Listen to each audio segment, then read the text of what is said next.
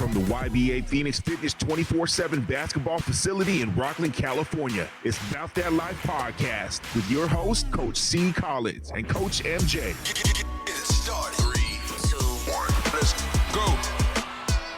Hey, how you doing? This is Coach C. Collins. Coach MJ isn't here right now, but we obviously still got a good show for you. Obviously, you guys have seen me do this by myself a couple times. I got a great guest for you guys today. If you're checking us out on the audio side right now, appreciate it. Obviously, if you're checking us out on YouTube, appreciate you doing that as well. Again, do the HBO special, help a brother out. The audio side's doing really, really good. We're up to, I think, 75,000 downloads. So that's really huge. Thank you guys for listening and tuning in. Obviously, I'm always trying to bump up on the YouTube algorithm, so help me out there if you can. But I'm really, really appreciative of the guests I have for you guys. At this point, I guess you could call this man a Sacramento native, even though he wasn't born and raised here. He's definitely left his legacy here. I watched him when I was younger ball out with that Sacramento Kings team with you and C. Webb and Mike Bibby and stuff like that. Like I was able to, watch that team flourish. It's really cool to have him here. We've been trying to connect for a long time, I'm glad we finally did. Without further ado, let me introduce Bobby Jackson. Thanks for being here, man. Thanks for having me, man. I appreciate it. So, in case you guys are completely new to basketball in general, because I know that could happen sometimes to some people listening, it would take a whole episode to run down this man's accomplishments, but I want you guys, go ahead, check him out. But Bobby Jackson, for you guys who don't know, he played for the Sacramento Kings, most notably the Sacramento Kings. He's been a journeyman. He's played how long did you play in the league total? 13. 13, yeah, I was going to say 14 or 13 years, because you and kind of I'm a fan of Larry Hughes too. Okay. So, and I got a chance to meet him at the Phenom camp. So you guys kind of have that, that journeyman, you know what I mean? You guys done your thing. So you're in that tier. And, I don't need to tell everybody everything. You can go ahead and do the quick rundown of your basketball journey if you would like. Wow, man. Where do I start? Played in the NBA for 13 years. Got drafted by the Denver Nuggets in 1997. Went on to play there for 1 year. Made second team all-rookie. Started the first 55 games. Got hurt. Then got traded to Minnesota, where I played 2 years with KG and Stephon Marbury and Terrell Brandon. Then that summer, I had an opportunity to sign with the Sacramento Kings. So I came here in 2000. I signed as a free agent here in Sacramento in 2000, and I've been here ever since. Yeah. And that's the crazy thing, right? And who would have known that I would have been able to stay here in Sacramento for 23 years? My daughters were born, my kids was born here. They was raised here, so this is home for me, man. Yeah. And when you somewhere for 23 years, right? I'm from North Carolina, Salisbury, North Carolina. I've been in Sacramento longer than I've been in North Carolina. In North Carolina. So this is home for me, man. I love it. The community is great, and it's been a great ride. And I think once I got here in Sacramento, I got traded to Memphis in 2005. Played there 1 year, then signed a 3-year deal with New Orleans. Played there for 2 years and went to Houston for a year, and then I ended up finishing my last year here in Sacramento, which was 2009 and 2010. So at the end of the day, I had a great run as a player, and now I'm on the coaching side. Yeah. Right, and I think that's a huge step for me. Been coaching for the last 11, 12 years, trying to figure out that process. But you had, and just so people know, obviously they could look a lot of this stuff up too, but you've had success as a coach. You know what I mean? You're not just just coaching and you're just doing it. You're, you've had success as a coach, No, I think that's a huge thing. I mean, being able to come in, when I first started coaching, I didn't know shit. I didn't know nothing. Well, I remember when I first saw you you were doing AAU. Yes, with my daughters. And my son. And I saw you doing the tribe and all that stuff. So that's when I first, got a chance to see you. I was really passionate about coaching, especially when your kids get involved. Yeah, of right. course. And I start learning how to do things just from the practices, on how we practice, on preparing practices, what we wanted to work on, developing, and and it kind of just took a face of its own, right? And again, like I said, when I first started in the NBA, I didn't know what to expect. You don't know that side as a player, right? Because you don't pay attention to it. Of course, all you gotta do is watch film, know your personnel, right, and your work ethic is probably going to be the best thing that you're known for. So when I got to the coaching side, it was a shock because it was a lot of work. Yeah, right. And now in my 11th and 12th, maybe my 12th year of coaching, and it's been phenomenal, man. And I've been 12 years player development, assistant coach, and I've had the ability to work with a lot of great players. And then I just got promoted, as the number 2 in Philadelphia. Yeah, congratulations. Right beside Nick Nurse. So big congratulations on that. Thank you, man. I appreciate it. Right, I always like to tell people, like, you always don't know when your path is. Right. Right, and some people want it quick. Yeah. Right, and I think with the young generation, like, they want that instant gratification of success and really fast. And it don't work that way. We know that. I got kids. Yeah. And they feel that way and they think that way. And I'm just like, nah. I've been grinding. Like, it took me started playing basketball at 9 years old, 10 years old. Yeah. It took me up until the age of 23 to get into the NBA. Yeah. Right? So it's a grind. Now I'm on the next phase of my life, trying to be a head coach. It took me 12 years to get on the front of the bench in the NBA. So it's a process and steps that comes with being successful. I just want all the young people to know it's not going to happen overnight. You got to put the groundwork in. You got to have 10 toes down. And you got to be ready to do the work. Because if you ain't ready to do the work, it's not going to pay off for you. And I appreciate you saying all that because you're alluding to a lot of some of the stuff I always touch on this show and things like that. And you've seen, I mean, I'm sure you've seen clips because we mentioned you a lot, like with Deion Taylor was on the show. Lance, when he was on the show, they were like, Bob, you got to get on the show with Chris. Like, so no, I'm glad you're finally here. But no, we all agree. And, there's no fake shit about it. Like, we all agree, like you embody a lot of the culture that's, in the basketball culture in Sacramento, you know what I mean? And you're a fan favorite, you know what I mean? It's just, it is what it is, So it's, what I want you to speak on a little bit briefly is because you've been doing the Stockton Kings, right? You've been able to absorb some of those Sacramento guys, right? Yes. Like a Jordan Ford and all those guys.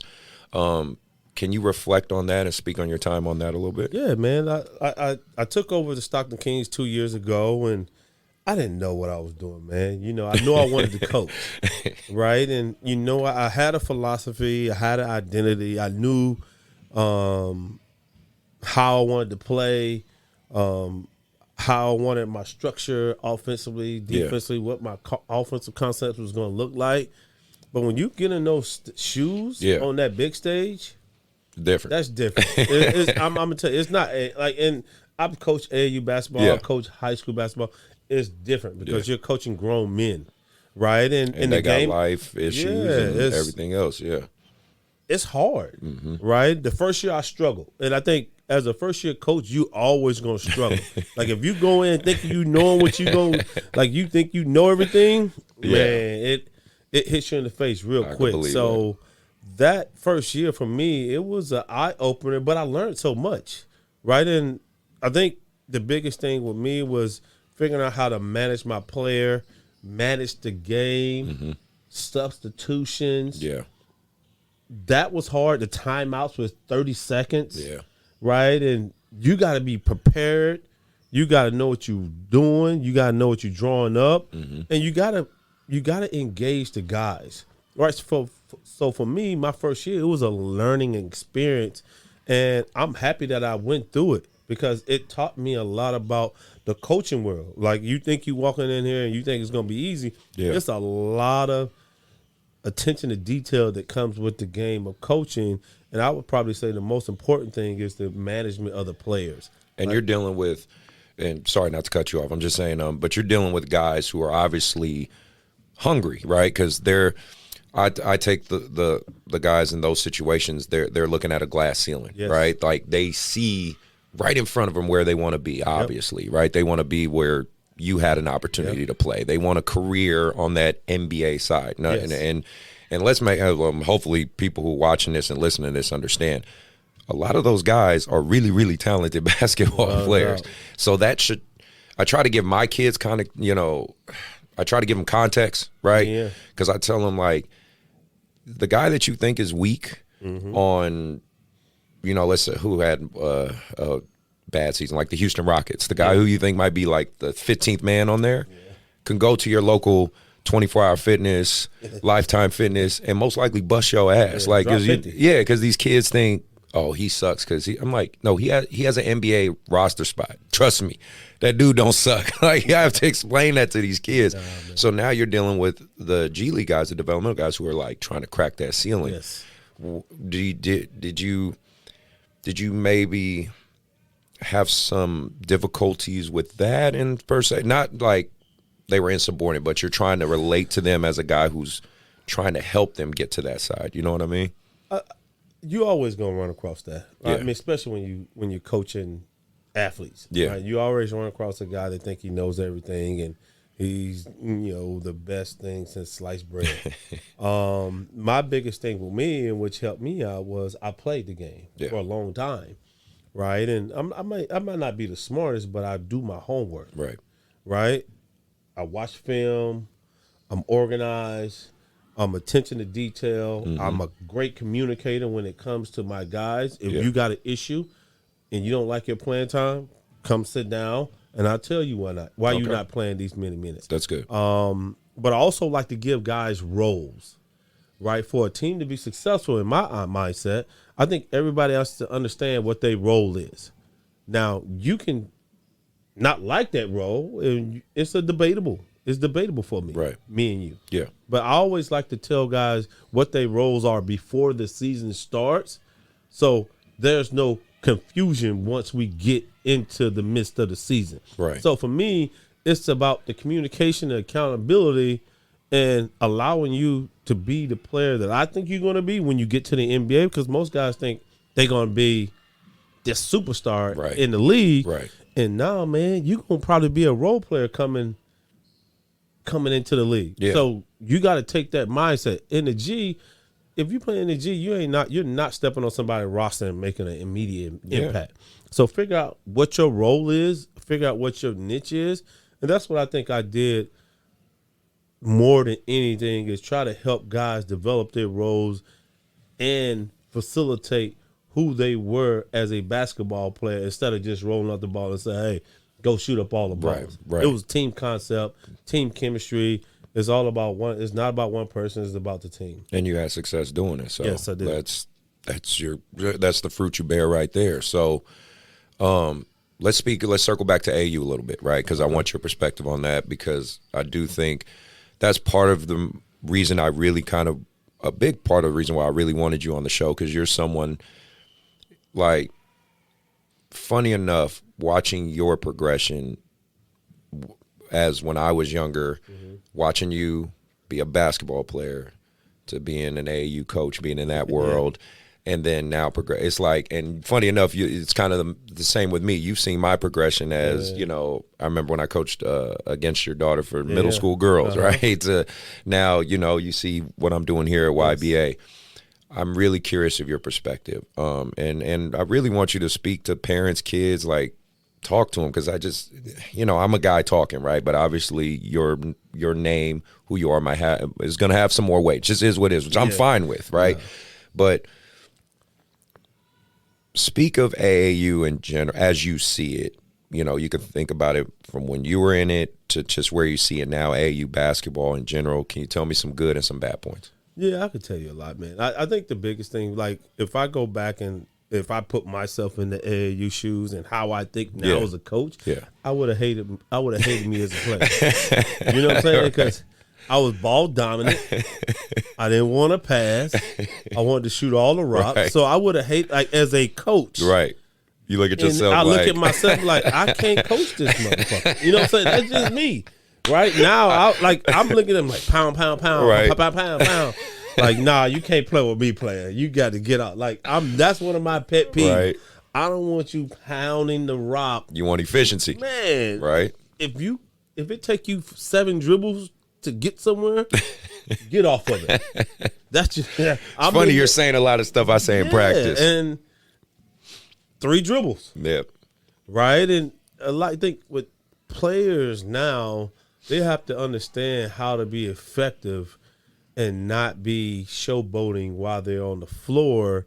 And I think everybody's trying to make a name for themselves, right? And everybody's the next big thing or next big player that's coming up. It's the right? social media. Social media is driven. Yeah. So, right, I think sometimes AAU basketball can be great when you have great teachers and coaches that's going to hold guys accountable and teach them how to do things the right way. Now, when you say just roll out the ball, now that's just another story. Now, there's going to be some talented kids that's different than the other kids on your team.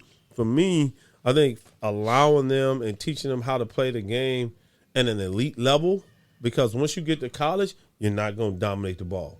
Once you get to the pros, you're not going to dominate the ball. The game is changing so dramatically that nobody wants that one-on-one basketball no more. Nope. Like, it's only a certain amount of teams that have those players that can play one-on-one basketball. And people, I don't think, realize how special, like, those guys, like a Kevin Durant, Oh, man, those they guys just are don't. special. Yeah, they just don't get it. You know. And it's not a lot of them. Yeah. But AAU basketball makes the amateurs think that they are. that everybody's yes. You scored 25, your man scored 27. Yeah. Right? Yeah. So what's the difference? No. But I think, AAU, I think it's trending and going in the right direction. I think it's still because of social media, right? The NIL, shoe deals, clothing, sneakers. It's a lot of money. Right. It's a lot of money in it. But for me, I would like it to be done the right way where everybody respects the game, but come in hungry, humble, and ready to work, right? And I don't want a kid on my team that's like, oh, man, I did this and I did that, and he's talking about himself. And team is not considered about one individual. Yeah. It's about the whole team. Right. Right? And so I kind of preach that. Like, if you got your own hidden agenda, if you want to get likes and you want to have your videographer watching you work out or got it with you doing AAU practices, that's fine. Yeah. Right? If you want to figure out how to grow your marketability, there's nothing wrong with it. Yeah. But I love people that come in the gym that's just 10 toes down, focused, locked in, and just all about their work. I appreciate that. And that's part of the reason why I created this platform, and even on my YouTube channel, I have a docuseries where I'm showing, and it's like, my producer Johan makes it, but it's like 5-minute episodes, 3-minute episodes. But, he comes with me and he comes to my practices. He comes with me to some of the tournaments because I want people to see how it all works. You know what I mean? If like you said, I try to do it the right way. He got me on film saying, hey, we need to pass the ball. Hey, you need to play your role. Like I want people to see more of the good because I think sometimes the bad overshadows it. You know what I mean? Like how many times, you can see it on the news, a referee's getting into a fight with a parent or, big brawls going all over the place. And my thing is, that's not the majority of AAU. Most AAU basketball weekends go pretty smooth. Yeah. You know what I mean? But of course, you see the fights break out. And I hate to say it, it's unfortunately most of the time it's melanated people. Unfortunately, our brothers and sisters out there getting into it, and it's easy to just point and say, "Oh, see, that's what they do. See, that's that type of basketball." So I really wanted to create this platform to sit down, listen to people's journeys, and show people the positive side of all this. And there is a positive side, right? And I think one bad apple, 2 bad apples can make it make a rotten batch for a lot of people. Agreed. And I think at the end of the day, right, sometimes parents, you just got to sit down and let your kid hoop. right? I think parents sometimes think their kids are the best thing since sliced bread. Even if you get fouled hard, if you get knocked down, it's okay. Man, it is okay, right? And it's not the end of the world. So I think parents sometimes are a little bit more invested in the hype train than their kids, right? Sometimes you just like I was one of those parents, right? I'm yelling in the stands, getting kicked out of the game. In hype, like I was bad. But see, at least you could self-reflect and admit that. Like, you could say, "Hey, I should have done a little better." Bro, I was bad. Like I go to my daughter's high school game, my son's high school game. I'm yelling, "Hey, Rev, you suck! What are you doing?" Like, and I reflect back, and you look at me now as a coach. Yeah, you're a lot more chill. I'm like this, bro. Like practices, I'm loud, I'm yelling, of course, I'm energetic. But during the game, because we work so hard during that process and leading up to that week of the game, like I just have confidence that our guys is going to follow out the game plan, and then I don't have to yell and scream and do all that stuff. Now you may have some questionable calls, but I reflect back from coaching my daughter's team in high school and coaching them in AAU. And I was bad. I was one of those bad parents, bro. Like, and I'm like, what was you doing?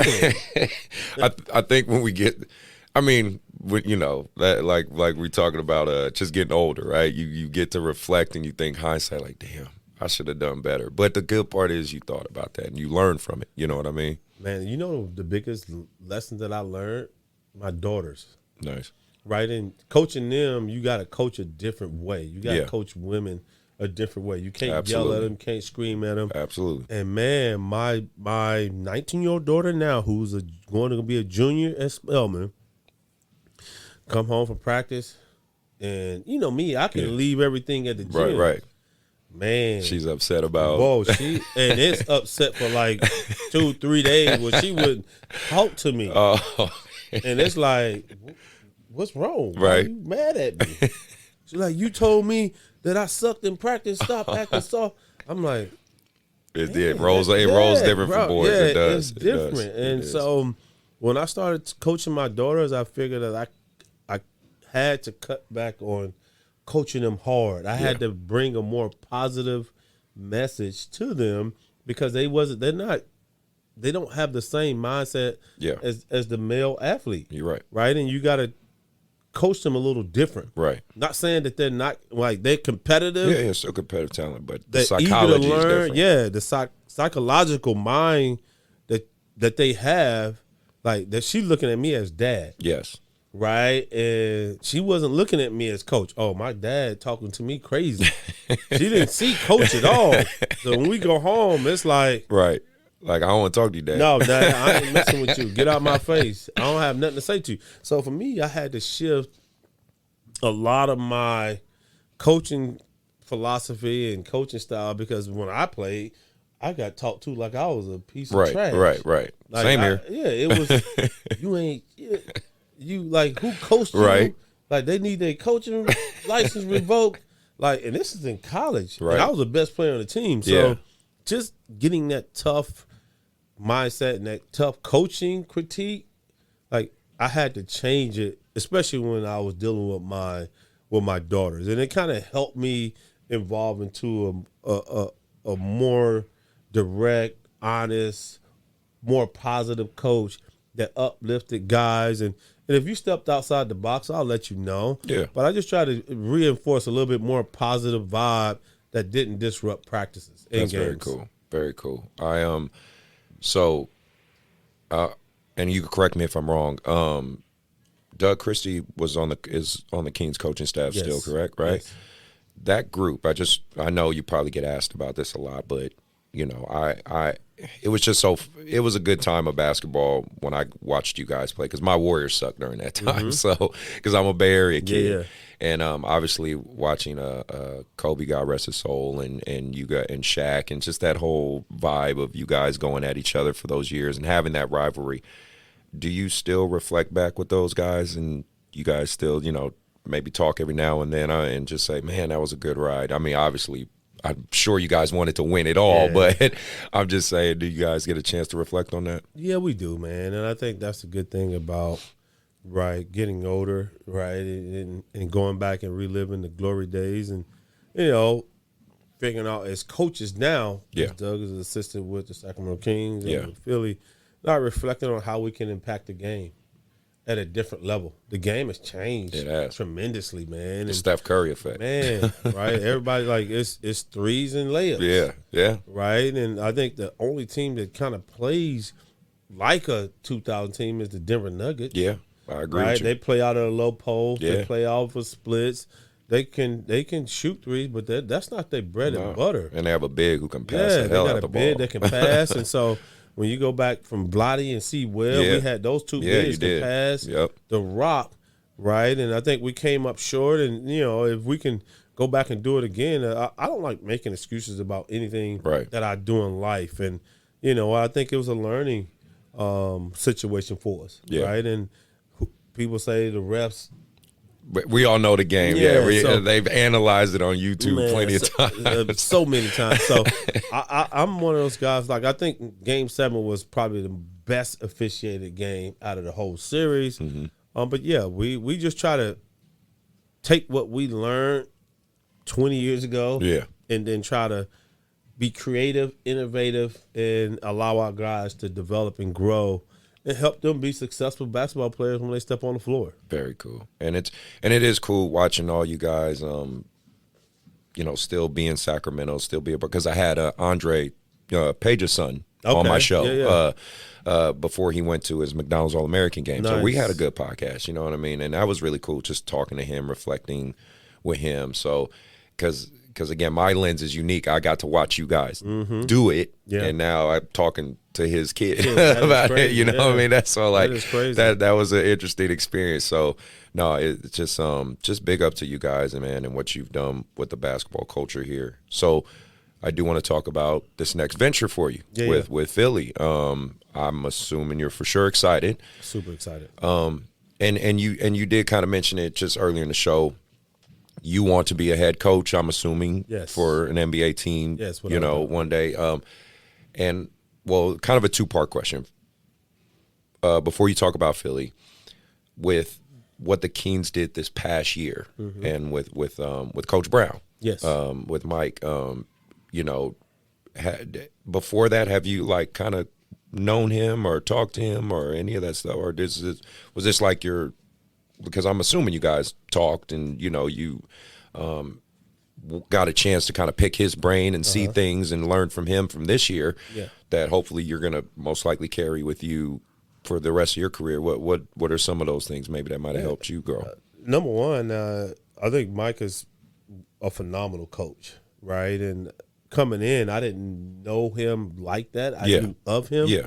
And we didn't have a great relationship before he got here. Okay. I think coming in, for me, I'm always a sponge. Right. Right? I'm always willing to soak up and learn as much as possible. Always trying to be the first guy to the gym and the last guy to leave. Nice. Right? And I think that's why I've allowed myself to be successful in being in this league for 26 years and understanding, like the hard work that comes with it. So with Mike, he came in and he laid down his foundation, right? And he knew what the culture that he wanted to create, right? And he hired his staff and, first day of training camp, it was like, hey, you doing this, we doing this. And it was all accountability. Okay. Right. And I think that's the biggest thing, accountability and communication. Okay. Right. I think those are the two most important things that you got to have when you're dealing with professional athletes. Okay. Right. Very If cool. you don't have the communication, number one, how do you hold guys accountable? Right.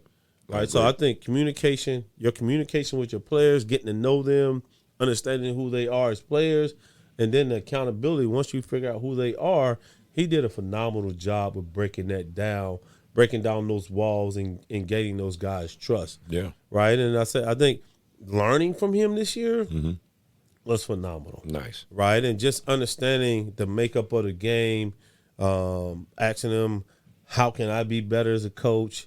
What do I need to get better with? And I think in this coaching world, like you need criticism. Yeah. Right, and it got to be constructive. It can be hard, Yeah. right? But I think at the end of the day, I'm a grown man. I like constructive criticism, and I think that's the best way to go about being a good coach and a good basketball player. I agree. Right, and you got to be able to take criticism. It's right? hard. It's hard. Sometimes it's hard for us to put a mirror on ourselves or, look and say, I probably did this wrong, right? That's always, but it's usually you find the best out of yourself when you can do that. You know what I mean? So now, you go to Philly tomorrow. We start this venture.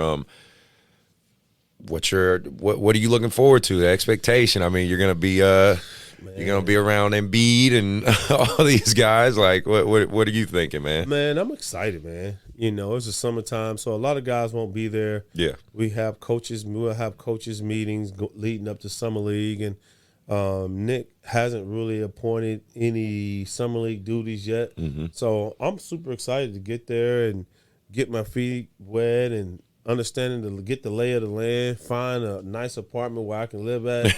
But it's going to be different. Yeah. Right? I'm going to be living downtown Philadelphia. Yeah, that is good. It's not like Sacramento. No, it's not. I won't be in the suburbs.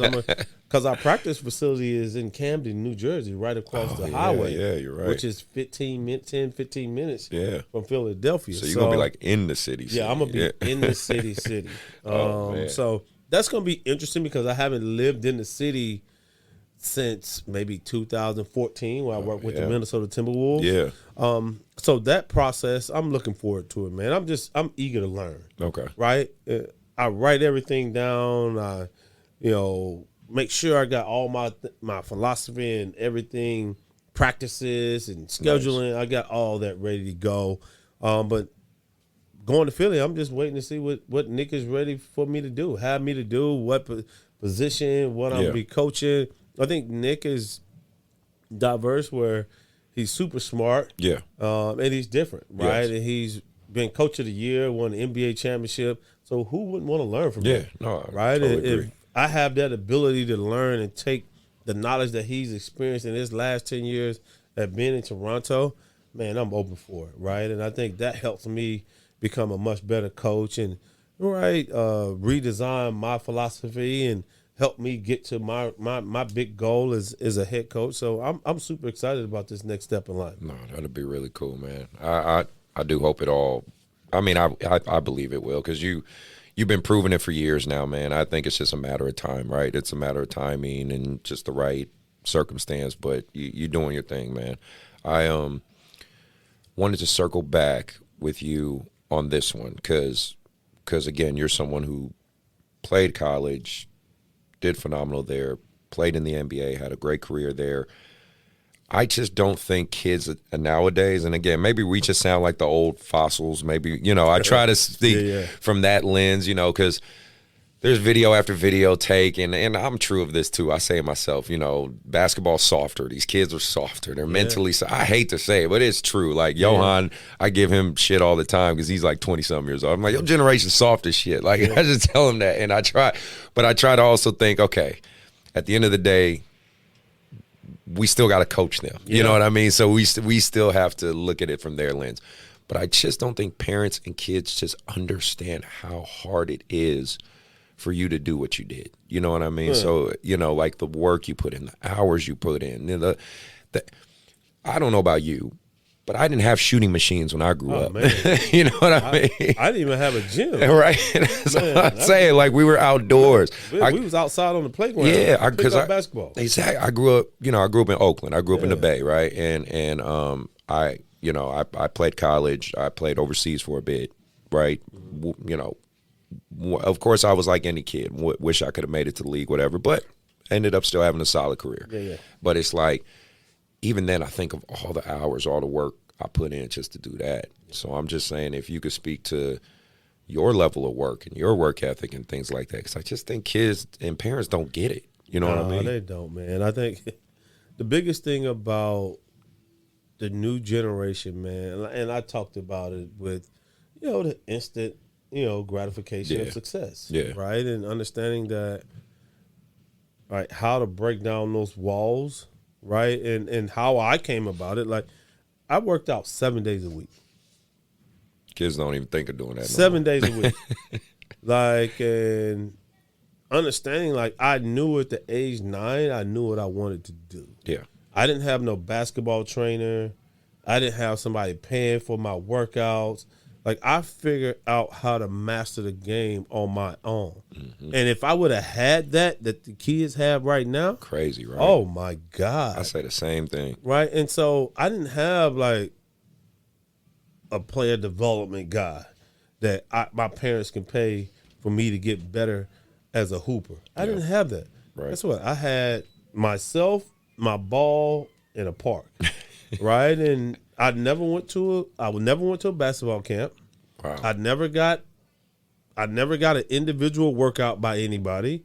Right? And for me, I kind of taught myself how to be a Division I basketball player, a pro, and even a head coach. I'm taking on a lot of these responsibilities on my own, and I've really start to get that and see how Mike Brown is maneuvering, and now I get to learn from Nick Nurse. But my playing career, like growing up as a kid, man, like I did it 7 days a week, rain, sleet, snow.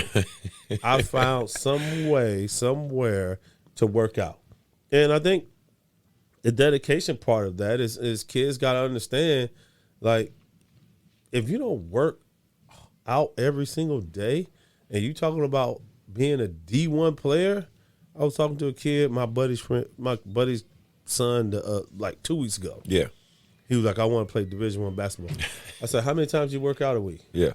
He said about 3. That's usually the common answer. Funny I said, enough. what? Yeah. And it's like one, and it's, let's make it clear, 3 days for like 1 hour or 2 hours. Yeah, I said 3? Who you going to play for? I said, listen, man, no college coach wants you on their team. If you think you working out 3 times a week, it's going to get you there. You might play D3 basketball. Right. But you definitely ain't playing D1. Unless she's like 7'2". Man. And even then you might sit the bench. And he had a bad attitude. Oh, shit. He has a horrible attitude. Like, I went to watch them play. Yeah. And, man, I was like, bro. Arrogant, cocky, team loses.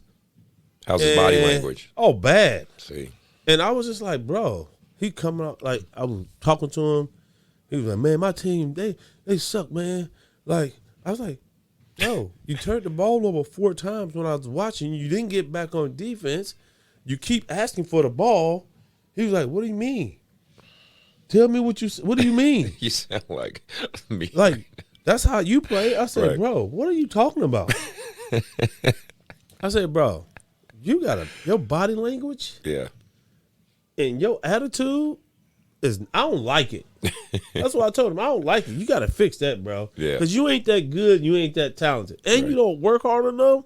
So it was like for me, I like humbling guys, especially young athletes that think oh, man, I just scored 25 against a team that's subpar. Yeah. Right? Nobody cares about that, bro. Right. Like, you don't even play hard. You're not even a good teammate. Your teammates don't even like playing with you. I just watched this guy for 45 minutes. First time playing him. First time watching him play. You can see him. Oh, man. I said, bro, you're a horrible teammate. You don't play with effort. You turn the ball over. You got a great feel for the game. Yeah. And you can shoot it. But what else do? You don't defend. You hit a screen. You lay on it. So for me, it's being real with him. I'm not trying to kill his confidence. No, but you got to be honest. Yeah, but you gotta give me more. Like, you ain't giving me everything in your wheelhouse. You're not giving it to me. So why do you think you're going to be a D1 player when you don't even play hard? And you don't play hard every minute that you're on the floor. The effort and the coolness of AAU basketball, man, has changed so much that everybody thinks that's the normal way of doing things, and it's not. It's just a bad reflection on you. So if you AAU kids are listening, if you don't work out at least 5 days a week or 6 days a week, and you want to be D1 basketball player, that ain't happening. He's on fire.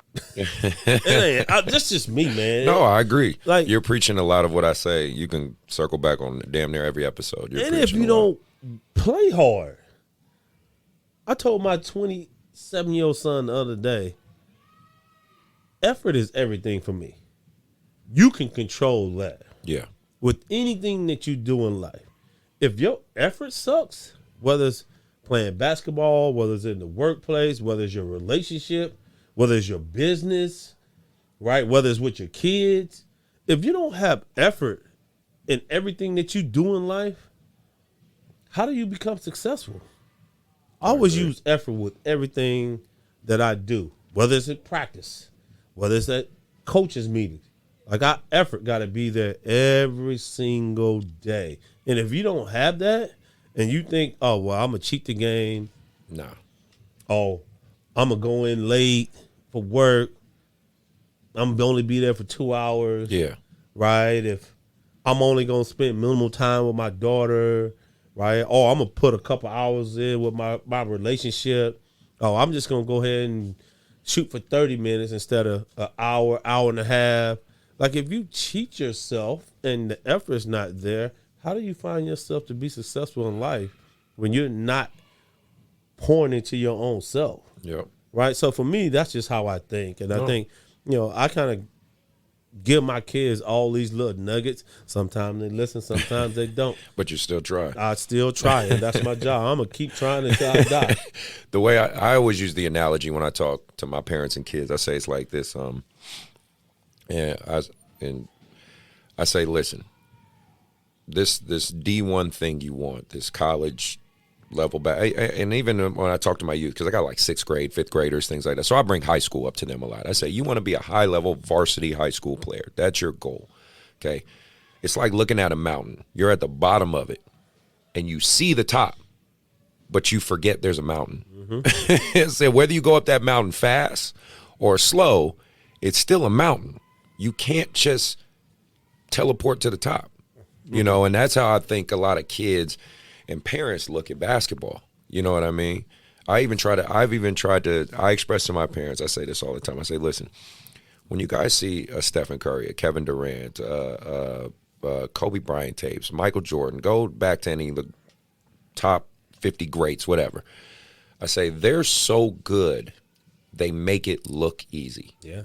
I said, that's what you don't understand. That's when you've reached that level of mastery, even hard tasks, you make them look easy. Yeah. You know what I mean? Like, that's what I always try to remind the kids and the parents. You know what I mean? So, but they don't know the work that they put in. Yeah. Like, those guys, when you talk about work ethic, workload, first guy in the gym, last guy to leave, and they didn't just work out for 1 hour. No. They worked out for 2 hours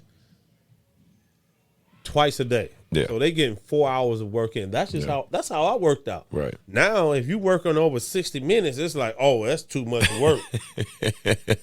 60 minutes, and then you ain't coming back again at night. No, they're like, I'm done. Listen, I worked out 2 hours a day.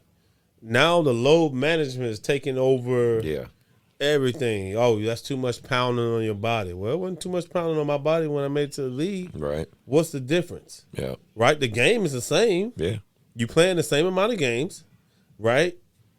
What's the difference? Like, so when you say, oh, load management, I'm not a fan of it. Yeah, no, right? I'm not either. Like, as a player, I didn't say I was tired doing AAU season. Well, because, like, I remember, and I'm sure you remember this too, because I remember the play when it happened.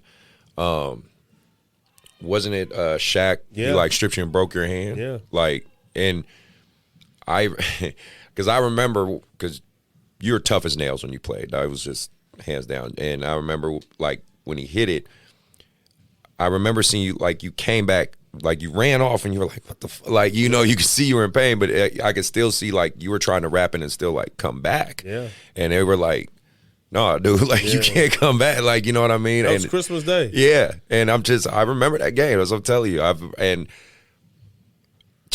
don't even think a lot of the players nowadays even have that mentality. You know what I mean? Where, you hit them, oh, you hit my elbow, I'm out. You know what I mean? I broke my knuckle in 3 places. Man. I got a plate and 9 screws in it. I still wanted to go in the game. Yeah, that's what I'm saying. I remember. Hey, man, pop this back in place. He was like, man, that ain't popping back in place. And I'm like, that. what? And I'm like, my hand is numb, and I'm like still ready to play. Yeah. Right? And like I played through so many injuries and so many tears, and like it's just a part of the process because I grew up with a different mindset. Did that come from just your passion of the game and just, your love of the game too? I would say both. Mm-hmm. I would say more as a kid. I just played against older kids. Yeah. Where I just got beat up, knocked down, right? And, and sometimes it made me into a tough guy. Yeah. Right? And I think injury is a part of the game. And for some people, I think depending on the injury, you need to sit down. But if it's something that you can manage and get through, like an elbow sprain or a sprained knuckle, like I've seen guys literally stop playing because they got a sprained finger. No right? way. I swear. Right? And whether it's a sprained finger, sprained ankle. That's different. Yeah, and that's just I've seen those type of players even in the NBA. Yeah. Right? And I think because of the load management and because of the medical department, how more they're have an opinion in that area, or what they say, don't play, don't practice, right. We got to get you a massage. We got to make sure your body's feeling good. I think that is the ability to be that handicaps the players a lot. But there are some guys that be like, you know what? Nah, man, I'm practicing. Yeah, right. Because some equipment. I mean, some sports management and sports physical therapy, they gonna tell you, right, hey, sit down. Yeah. As a player, you can tell me to sit down. Nah. If I can walk and chew gum at the same time, you try to be out there. Yeah, I'm on the floor, man. Nah, it's interesting because I've talked about on other episodes. I say medical science, sports science in general has advanced so fast. You know what I mean? Our understanding of the human body is so much more, even more so than when you played, when I played, even further back. You know what I mean?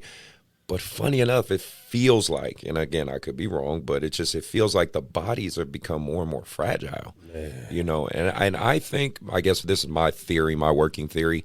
I think athletes in general don't lift enough. I think lifting is becoming less and less and less. Like we're doing more resistance bands work and like body mechanic movements and yoga, and it has its place for all that. Not to knock any of it, but I just remember waking up 5 a.m., going to Oakland Tech because the wrestling coach, who was also the football coach, would open up the weight room for the athletes who wanted to be there, and I was there with the football guys.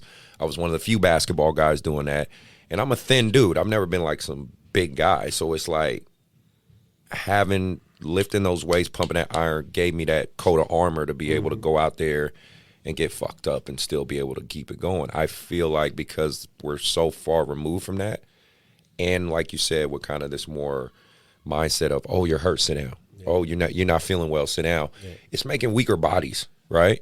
Because the injuries are just happening all over the place in the league.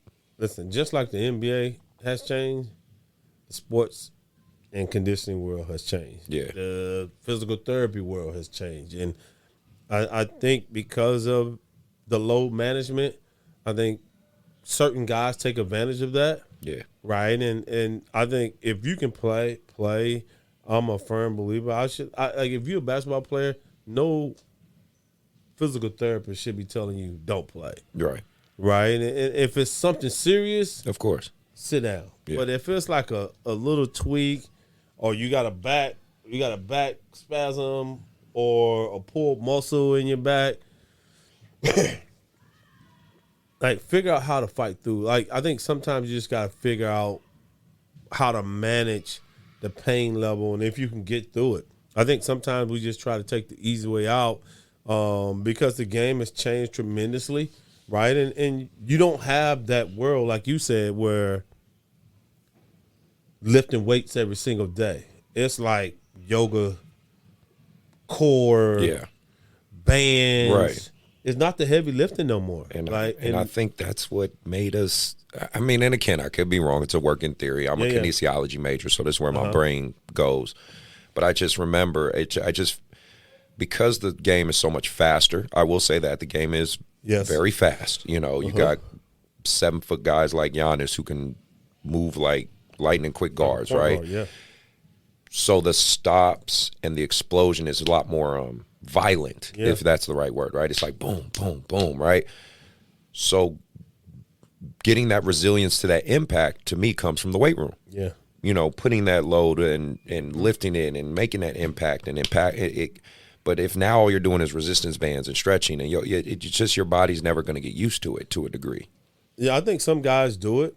I think some guys lift hard. I think some guys don't lift hard. Right. And I think that just depends on who you are as an athlete. I just know when you don't have that durability to build strength and you want to play a physical game, like at some point your body's going to break down. Yeah. I'm just wired that way because I'm old school. Right. And I think there's a different method of how the new trainers are developing bodies now, right? Is it right or is it wrong?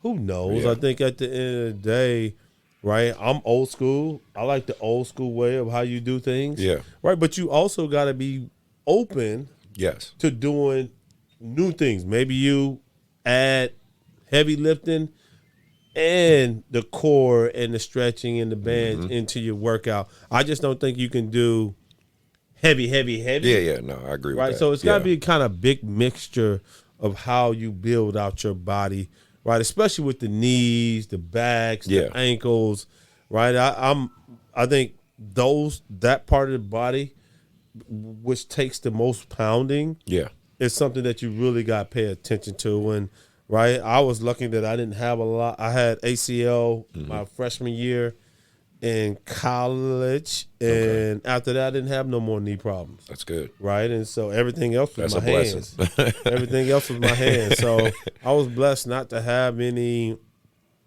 major injuries, whether it's my ankles, whether it's my knees. Right. A lot of my injuries come from my hands. I tore my Achilles years back. And, Oh, wow. Yeah, and it was just, I was playing at Destiny Church in the men's league. It was competitive or whatever, but I just made one hard, boom. Yeah, right? man, that happens. No, it's crazy. Happens. Like my athletic trainer. Yeah. She was hooping. Yeah. She tore her Achilles this year. Just hooping. Body's getting old, man. Man, I'm like, nope. You want to play B-Jacks? Nope, you got it. I play horse. I ain't playing no basketball, man. You guys got it. No, man. Well, before you get out of here, I did want to mention, too, make sure the audience and everyone know. I know you've been working with BTS, right? Yes. The training and whatnot. Did you want to speak on that a little bit? No, without a doubt, man. I think, when I started my basketball academy 3 years ago, and you mentioned Larry Hughes, who's a part owner of BTS. Yeah. He had talked to me about it when he was first getting into it and starting it up. Yeah. So it kind of came into fruition with me building a partnership and a relationship with BTS, and I started the Bobby Jackson Basketball Academy 3 years ago, right during the pandemic when it hit. Yeah. It's an interesting time. Yes, I had to shut it down. It was open literally like a month and a half, 2 months. And then here we go. Man, and then I was doing videos on just putting out a lot of workout videos, me and my daughters, and just trying to figure out how to gain some exposure doing classes. And I'm just in an interesting place right now with it. Because I partner with BTS. Yeah. I still have Bobby Jackson Basketball Academy. Right. That's not going anywhere, but like growth wise, trying to figure out how to grow the academy, but also teach the game at a high level. Like, and understanding the fundamentals of the game, the development of the game, and trying to get our developers to understand how to teach, how to instruct, little details about the game that I want them to make sure they bring to the table. So it's been cool, man. And we got 2 locations.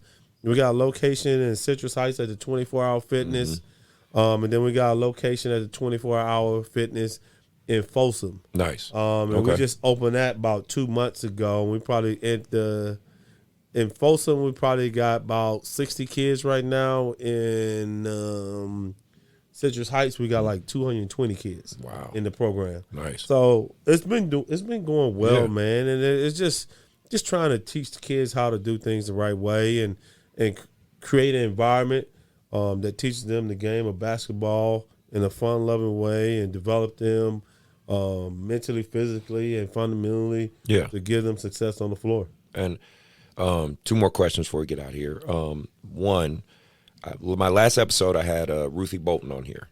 And so, and obviously you having daughters, and I'm very curious of your perspective being a girl dad, you know, when it comes to basketball, the WNBA and whatnot, and women's basketball in general. What do you think can help them? You know, because like I look at the women's college, like Angel Reese and the year they had, and a phenomenal year just in terms of the women's college basketball scene in general. I mean, to the point now that these women, these young ladies are making millions of dollars and NIL deals and stuff like that. What, if anything, could possibly carry over from that to the WNBA? You know what I mean? If you had any idea to speak on that. Yeah, I think everybody has different opinions about women's basketball, and me having 4 daughters, I think allowing them to have that platform, number one. I think number 2 is equal right pay. Yeah. Right, and I think being a professional athlete and you got Becky Hammond making $1 million and the players making $250,000. Yeah. It's tough. I agree. It's for me, that's the problem, right? And you know, if we're talking about, well, we value our players, but you really don't value the players. If the WNBA don't value you, why is anybody else gonna value you? Right? And that's just how I look at it. Yeah, no, I get it. Right? If they can only make $250,000, and this is the WNBA, and then you pay a coach $1 million. What are you saying? Yeah. It's right. tough. So how I'm looking at like how can I get people to buy into that when the WNBA is not pouring? And that's just my mindset. No, the aesthetic. I get it. It's the aesthetics with it, and I'm kind of associated with the NBA. And Right. I just think like paying it forward and treating them a certain type of way and giving them equal pay is super important, right? But there's also another alternative objective that comes with that, which is you got to create revenue. Yeah. You got to get sponsors. You do. Right? It's got to be entertaining. Yes. Right? So there's a lot of things that comes with it, but I think that number one thing right there, until you fix that, with the coaches making more money than the players, that's tough. that's always going to be that's going to create tough, man. It's going to create an adversarial situation. And no, I do. I've talked about it on the show. I've talked to different women hoopers, college coaches, things like that, and I tell them same thing. I say the big component that needs to be helped is the marketability, the getting butts in the seats. You know what I mean? And like you said, getting the sponsors. I said, if I think basketball purists. I watch women's basketball. I watch the WNBA. I'm like, but I know I'm the extreme. I'm obsessed with this game, and I love the game and stuff.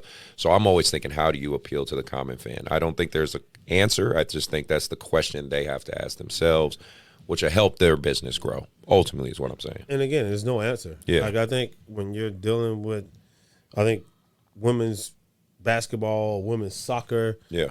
Those athletes are dope. Yeah. Those athletes can play. Can they market themselves to put people in the seats?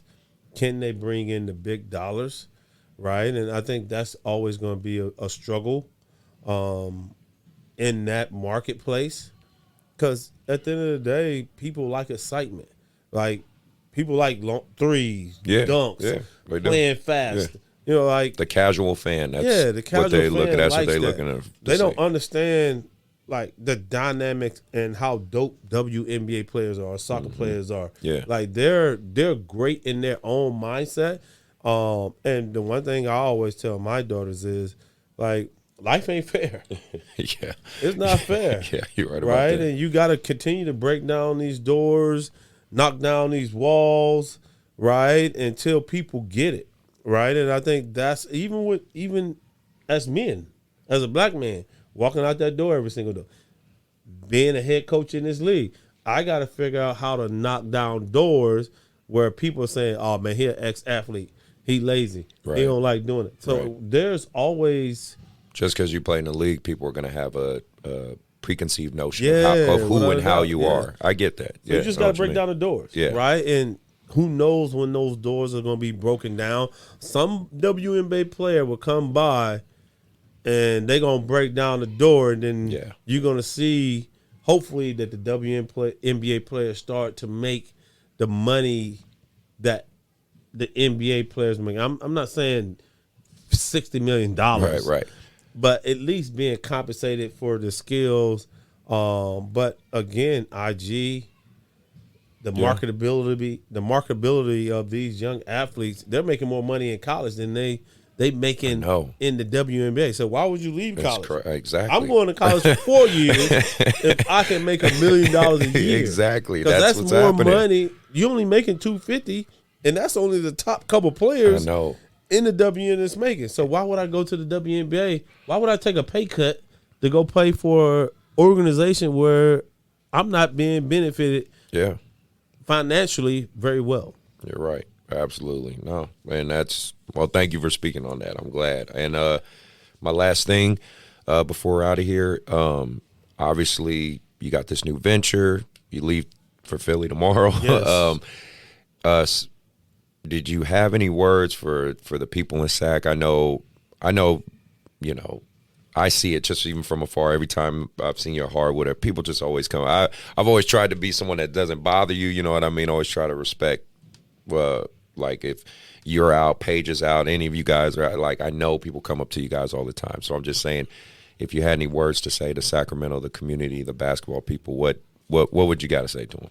I don't know, man. That's a good question, man. Like, I've been here for 23 years, and the ability, I came here 27 years old, and I'm 50 now. Just to be in this place and be here for 23 years, man, Sacramento has grown on me. Sacramento's home. I think just the city alone, like the love that they have for me, like wherever I go, like nobody messes with me. Nobody fucks with me. Right? It's love wherever I go. I know. And that's just, but it's also a representation of who I am and how I carry myself, right? And how I treat people, right? And being humble and being approachable and being able to talk to people and not being an asshole and having an ego and, like carrying yourself the right way, right? So being here for 23 years, I've figured out how to handle myself the right way and walk in a certain manner and treat people a certain way and respect everybody that I come across, right? And Sacramento has done nothing but accepted me, embraced me, loved me, taught me how to be a man when I was a little boy.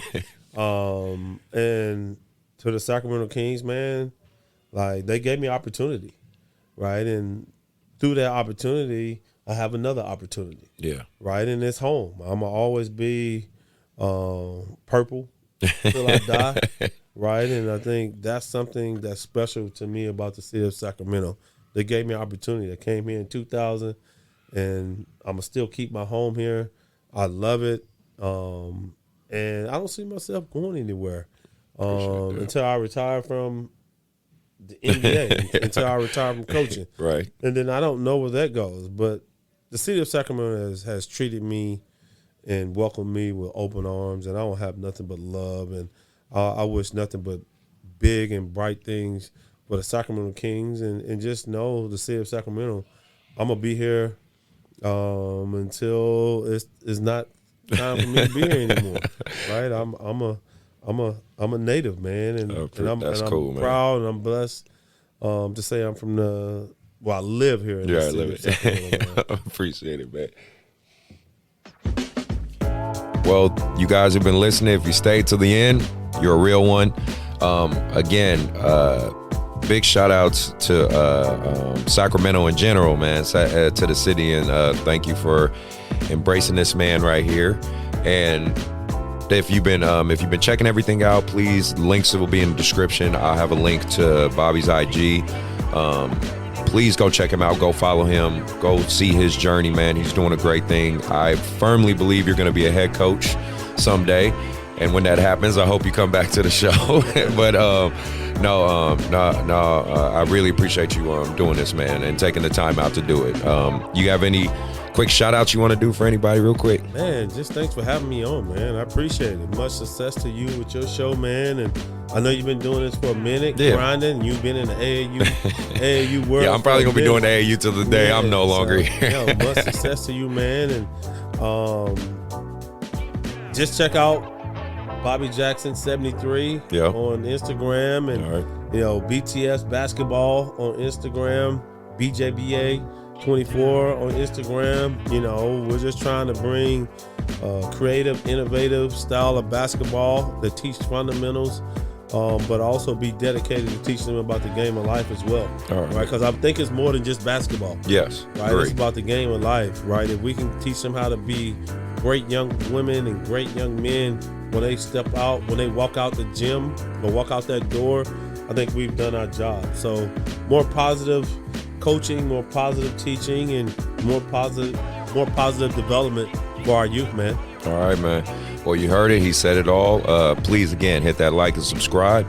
Appreciate you guys for checking us out, and we are out.